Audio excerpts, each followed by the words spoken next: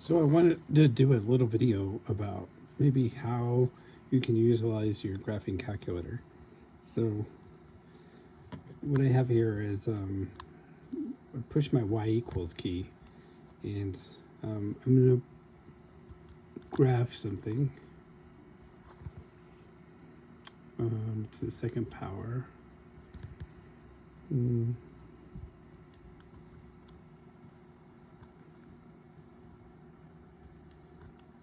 Okay, so I put in the equation, and I know it's a parabola, but I'm wanting to know what the vertex of it is. So I'm going to go ahead and check my window. You would usually just push graph, this graph button right here. So if I push the graph button, I don't know what my window is set up. It looks like it's fine. But see, you can't see the whole thing because it goes up too high. So I'm not seeing everything I need to see. So kind of looking at my window, I could zoom if I wanted to and zoom out just a bit. That's under the zoom button. But this is going to zoom way too far out. Well, maybe not. Not too bad. Now, one of the things you can do is you can trace. You can push the trace button and go around, and it gives you the X values as we go around. But it's not giving us nice X values. So that's an issue. So I'm going to zoom back in.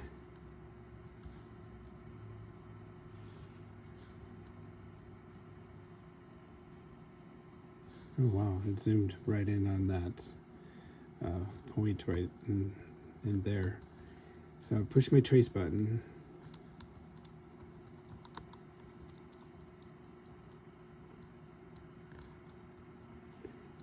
I can't tell where that, the highest point is. But what I can do is I can do a little calculation. So one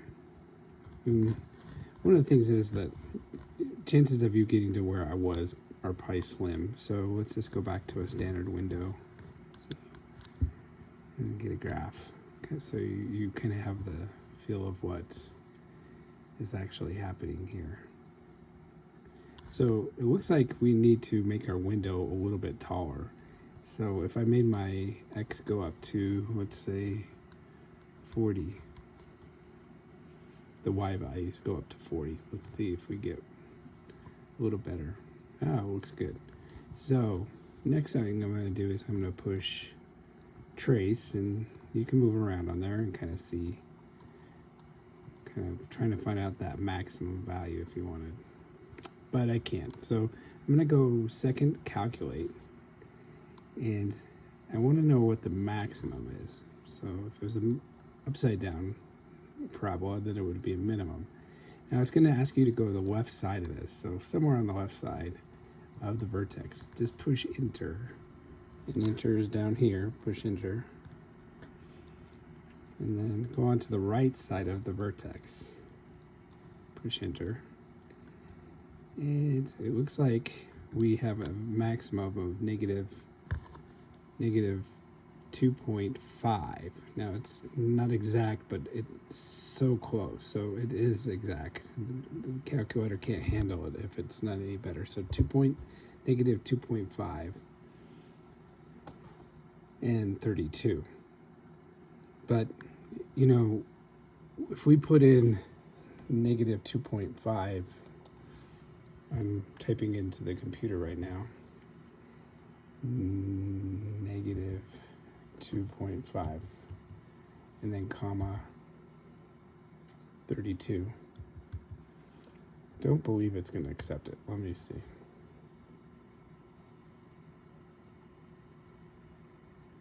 What did I do?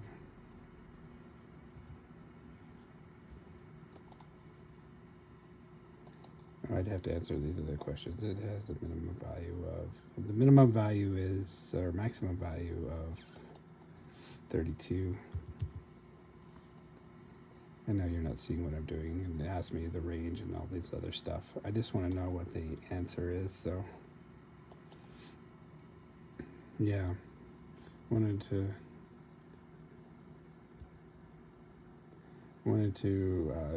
basically say that, you know, it, even though it's negative 2.5, you need to change that to negative 5 halves.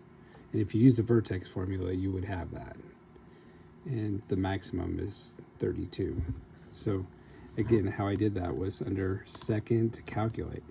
Now let's just say you got into something that you're like, I don't know what screen I'm in. You can always push the second quit button and it'll take you back to where you need to be. So we can change this equation anytime we're interested in. We can change that.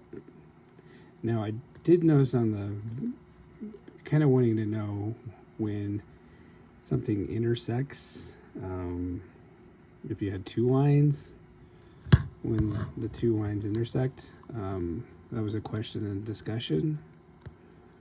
I gotta make this top equation be a little bit nicer. Let's say x squared plus 4x.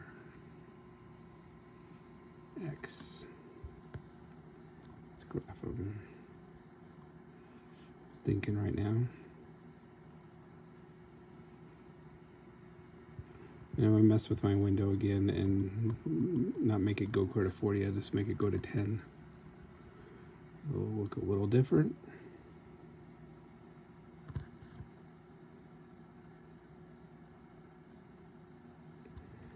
Okay, so we have two lines, and what we can do is, if I push the trace button, I can, looks like I'm on the red line, but if I wanted to be on the blue line, I could push up, this up button, and it'll go around on the blue.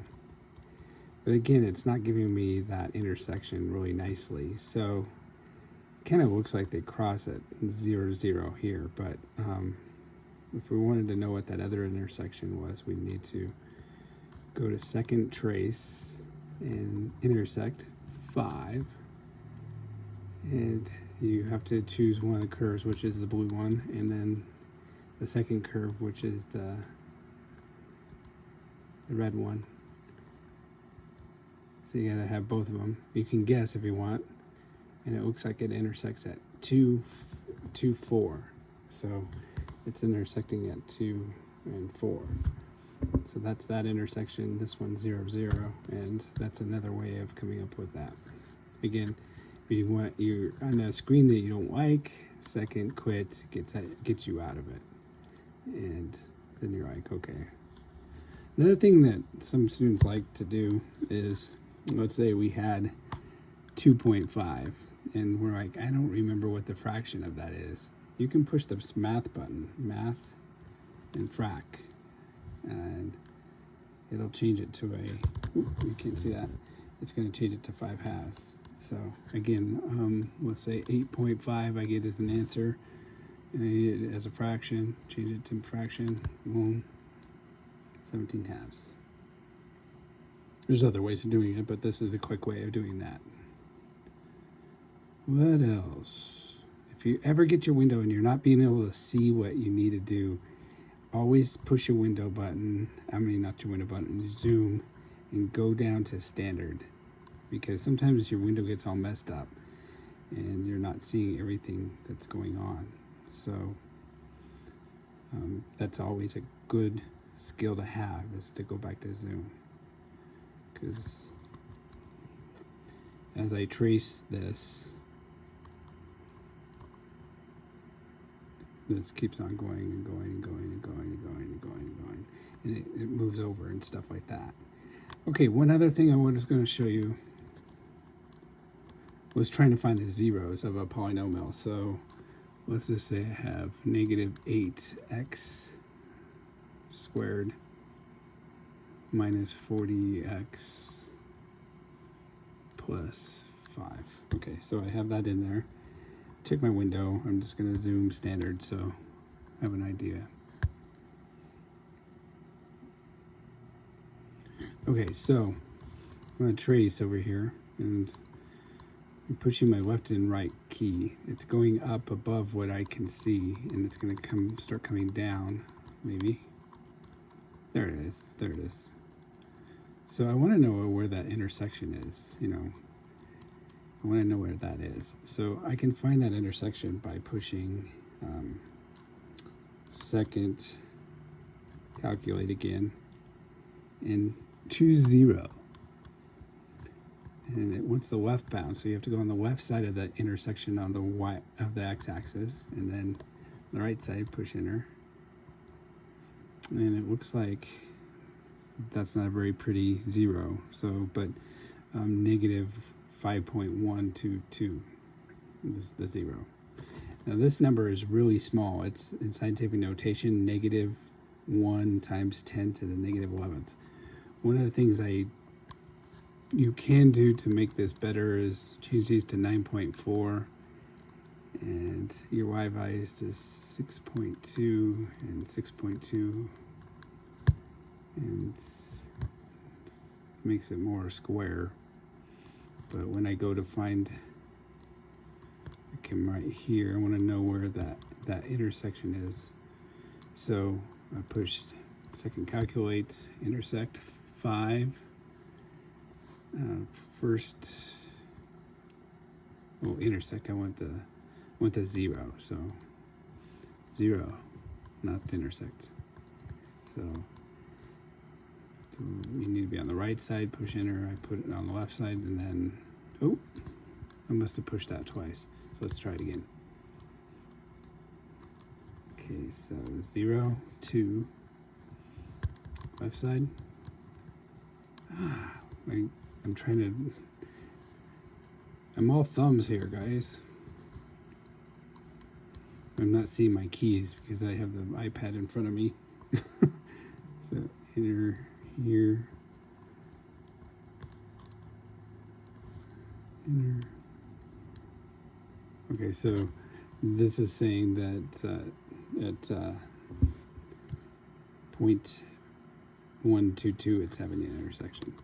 Now, again, if it was a nicer equation, like 2x squared minus 4, something like that, I'd graph that.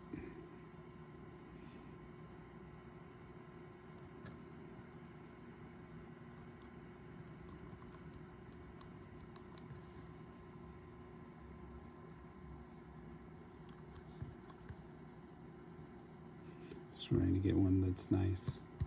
You can see that it crosses at -2 and at 2. But if you wanted to make sure, the second calculates, find the 0. I'm not trying to find the maximum. You do have to find your cursor. That's the biggest thing. So find your cursor, go to the left side of the intersection, go to the right side of the intersection, put enter, and you get -2. And if you trace around to this other side, you're going to get, see, it doesn't give you exactly 2.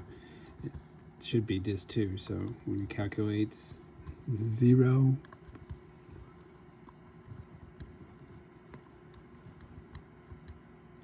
and you get 2, 0. So you know that's the intersection. So hope this helps.